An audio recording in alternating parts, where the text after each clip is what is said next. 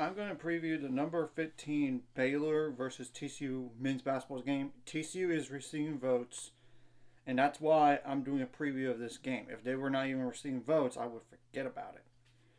And this game is on January 27th at 3 p.m. Central Time on ESPN2. Now, what are some players to keep an eye on for TCU? Emmanuel Miller, number 2, 6'7", 215-pound forward. That's a senior. 16.5 points per game, 18 for 46 on threes, 72 for 87 on free throws, 6 rebounds per game, 3 assists per game, 1.4 turnovers per game, 1.3 steals per game, 1.5 fouls per game. Micah Peavy, number 0, 6'8", 215-pound guard. That's a senior. 10.9 points per game, 13 for 51 on threes, 23 for 39 on free throws, 5 rebounds per game, 2.8 assists per game, 1.6 turnovers per game, 1.3 steals per game, 2 fouls per game. And I will put the outlook on TCU men's basketball in the description below. And I'm only going to go to a certain point because after that, they don't play. So, just a heads up there. It's not going to be every single player. Jameer Nelson Jr., number 4, 6'2", 205-pound guard. It's a senior. 10.4 points per game, 14 for 56 on threes, 50 for 71 on free throws, 2.8 rebounds per game, 3.1 assists per game, 2.2 turns per game, 2.3 steals per game, and 1.7 fouls per game. Jacoby Coles, number 21, 6'8", 215-pound forward. That's a junior. 9.9 points per game, 14 for 38 on threes, 18 for 25 on free throws, 4.4 rebounds per game, 1.3 turns per game.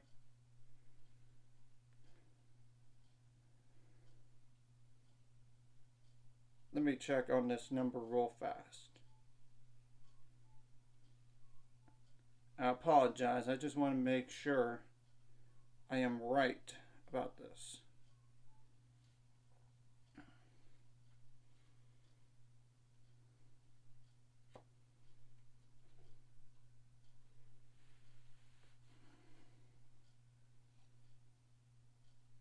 .8 steals per game. Okay. I'll fix it as soon as possible on my side of things. By the way, so okay. Avery Anderson III, yeah, he is a transfer from Oklahoma State. It's number 3, 6'2", 170-pound guard. It's a senior. 9.4 points per game, 11 for 39 on threes, 35 for 42 on free throws, 2 rebounds per game, 1.6 turnovers per game, 3.7 assists per game. 1.6 steals per game, actually. My bad. 3.7 assists per game, 2.2 turnovers per game, 2.7 fouls per game. Trevian Tennyson, number 11, 6'3", 180-pound guard. It's a senior. 9.2 points per game, 37 for 82 on threes, 11 for 13 on free throws, 2.2 rebounds per game, 1.5 turnovers per game, 0.6 steals per game, 1.7 fouls per game. Chuck O'Bannon Jr., number 5, 6'7", 220-pound forward. That's a senior. 5.9 points per game. So that's a lot of players above 9 points per game or more, as you could tell. 10 for 27 on threes, 30 for 38 on free throws, 2.9 rebounds per game, 0.6 blocks per game, 1.6 fouls per game. Xavier Cork, number 12, 6'9", 235-pound forward. That's a senior. 4.6 points per game, 15 for 21 on free throws, 2.7 rebounds per game, 1.2 turns per game, 1.1 fouls per game. Ernest Uday Jr., as in the Kansas guy, former Kansas player. Number 23, 6'11", 260-pound center. That's a sophomore. 4.5 points per game, 33 for 60 on free throws, 5.7 rebounds per game, 0.8 turns per game, 0.9 steals per game, 0.8 blocks per game, 2.1 fouls per game. And the last player I'm going to mention is Zisan Mostafa, number 44, 6'9", 250-pound center. That's a senior. 3.3 points per game, 13 for 20 on free throws, 3.3 rebounds per game, 1.1 fouls per game. So across the board, you got to keep your poise and keep your cool, especially in heated moments. You don't want to get an unnecessary technical foul or a flagrant or anything like that. And you got to come out with energy. And because I know TCU wants to try to find a way to give the Foster Pavilion the first loss in men's basketball as much as possible. I mean, it's a rivalry But you could say that for any team that's coming to the Foster Pavilion and want to try to give that, but especially a rival. You got to get TCU in foul trouble, and also you want to limit your foul trouble. Of course, at the same time, you don't want to give up easy baskets on a straight line drive to the rim like you did at the very end of the Texas game, which I know in those moments they're going to work on. They're probably working on that just to get ready.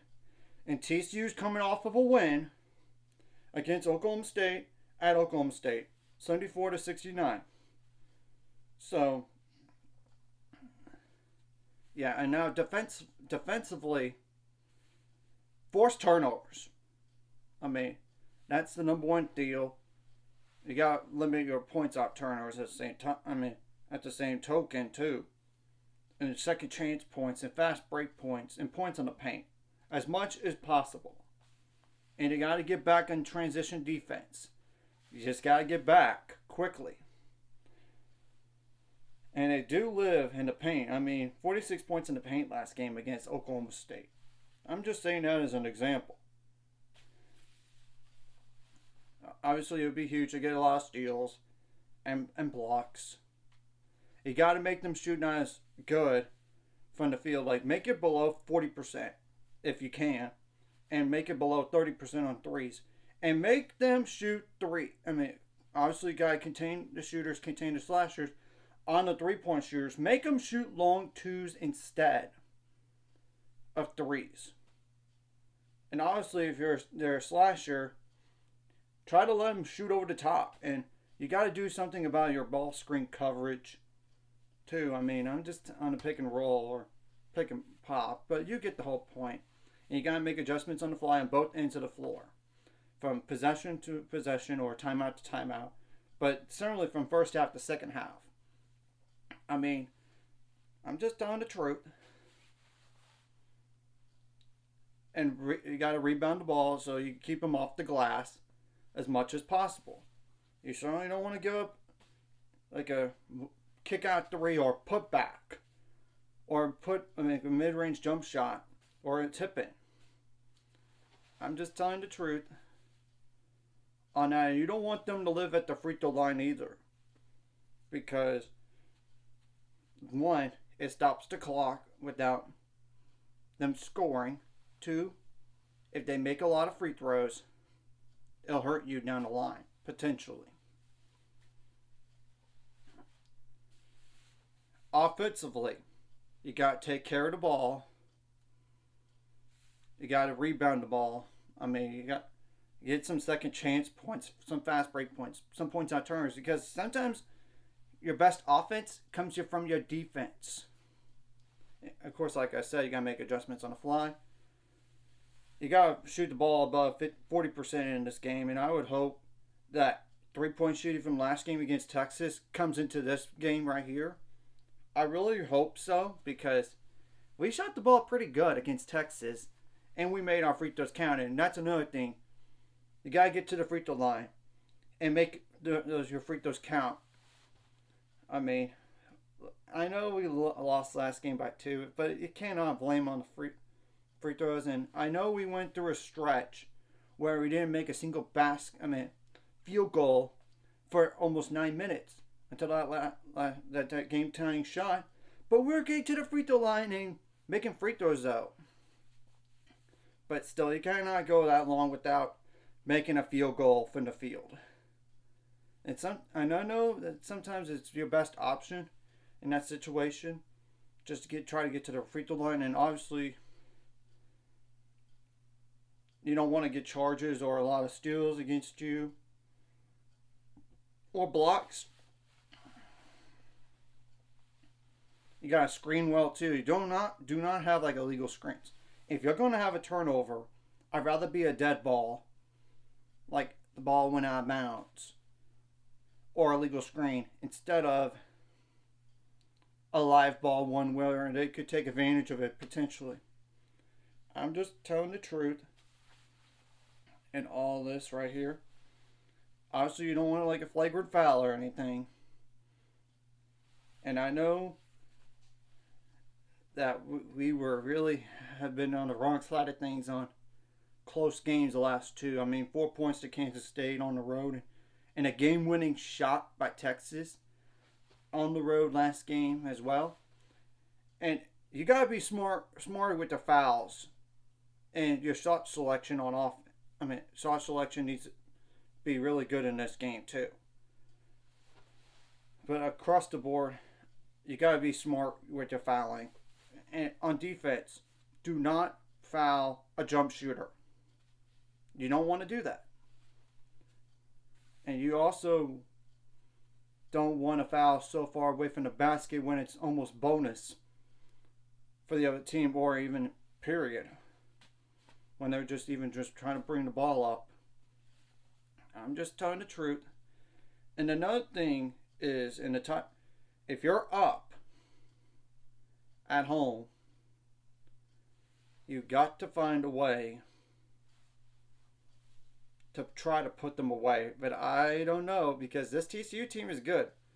And you're not going to blow out a lot of teams in the Big 12 or win by more than 6 or 7 points in the Big 12 normally. But I'm just telling the truth about that. And I would also say that if it comes down to a situation where you're really trailing, just try to play really good defense. And you didn't allow a single three in the second half against Texas, and that's helpful. But you got to find a way to stop the points in the paint a little bit better.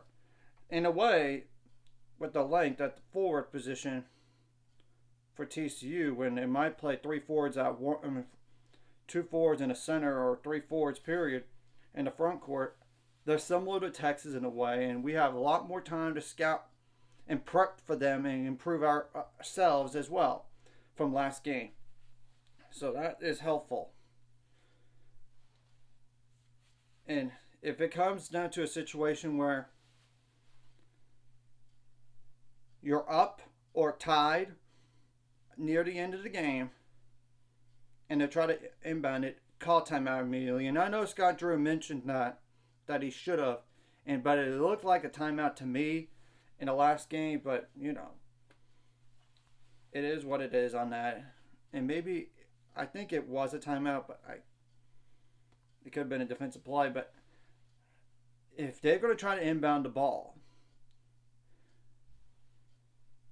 do not allow a straight line drive late to the basket. I mean, Texas literally inbounded the ball, and the guys went straight to the rim.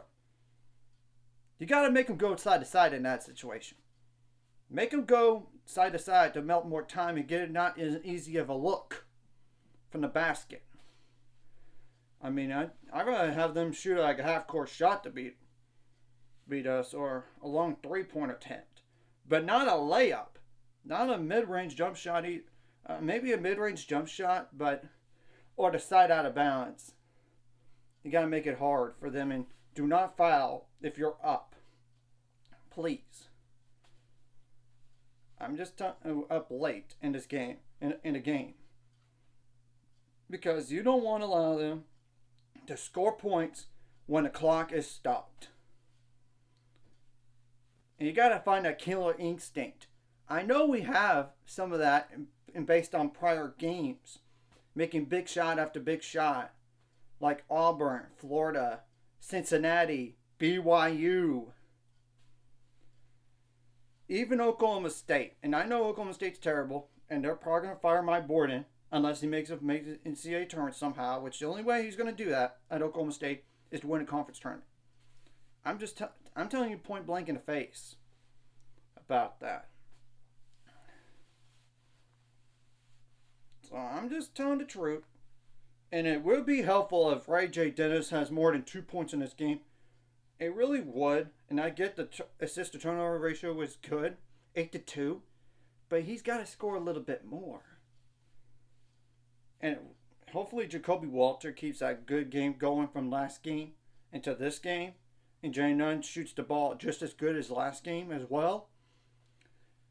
Ease Missy needs to step up. Jalen Bridges needs to step up. And of course, Ease Missy needs to make his free throws, which he only got to the free throw line just twice, and he made one out too. But that's one of his weaknesses, honestly. And hopefully Jalen Bridges keeps up that good shooting that he had in the last game. I mean, 5 for 9 from the field, and all those were threes? And he made 2 free throws? You can't do any better than that. I mean, sure, you could go perfect, but you get the whole point. It's so hard, or close to perfect. Closer to perfect, but you get the whole point. And hopefully Langston Love steps up as well off the bench.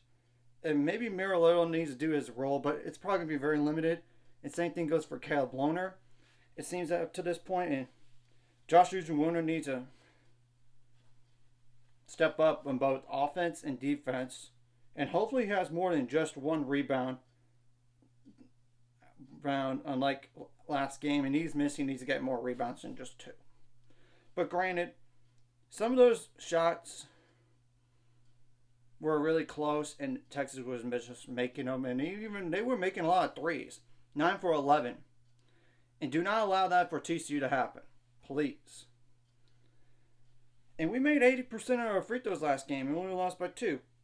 Which is like on 20 attempts on free throws, by the way, which is 4 misses.